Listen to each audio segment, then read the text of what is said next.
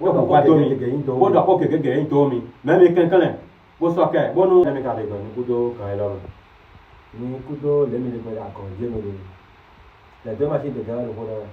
e Ronaldo won fi vede mi e ka yi won bo ni so ko ma si ya ni ko se bo mi ka le fo bi o kan po apapo fifi je ha lo to o me bi ku ibo do mi ko po nu mo ko tan ene na yo mi po wewe gbogbo to wewe me mo fofo mi tan fifi je ha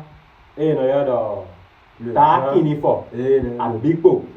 kudo li maya fa le grand baobab do wado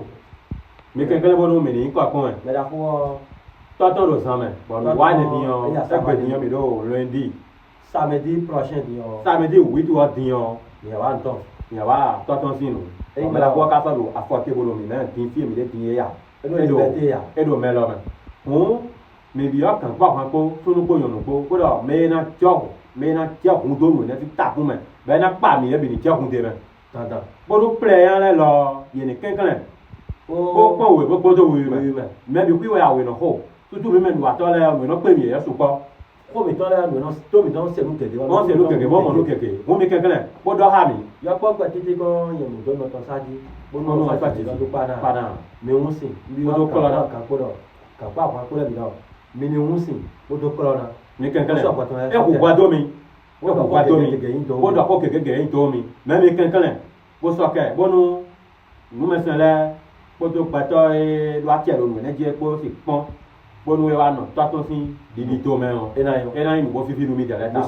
si wa ni ti o ene bo mi ya je ho budo we ba bi dere ne me kenkan bo po we bo bodo wi me kenkan ni so dada personne nu me sele so da fo nu mi se ko kula da fo nu mi me kan so ko so ke bonu le so kan le ati budo me ton wa e kan si dende bo kula ja budo me ton wa me kenkan bo po we bo bodo wi me bodo ma we ta ti bodo bo nu me sele o merci beaucoup do pata jo do pata ho américain ko ba nu me ba non se tata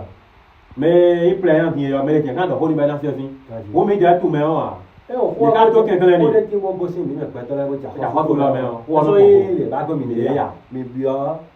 ko sisi ponu gouvernement mi ton sisi ja ka kan le bi mi me le kwa ke ya me bi ni ja ko de mi me wa ta ni bo kan ji fi de bi ro kenkele to wa tata tout mi me la bo me fi de yo kenkele to wa ali ko mi to me e o ne keke no kenge ne ba yan tian bo du akọ be ka gwe mero ko si me